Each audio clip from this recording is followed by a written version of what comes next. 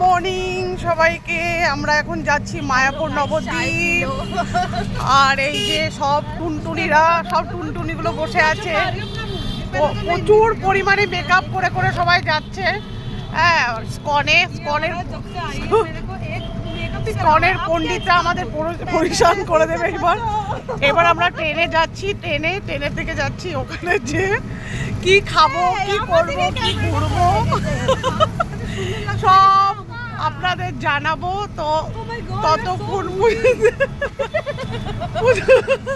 ততক্ষণ পর্যন্ত আপনাদের টাটা, বাই বাই। পরের ভিডিওতে আবার দেখাবো আমরা কি করছি, কি খাচ্ছি, কিরকম ভাবে নাচ করছি, পুরো ভিডিও দেখাবো আজকে স্কনের।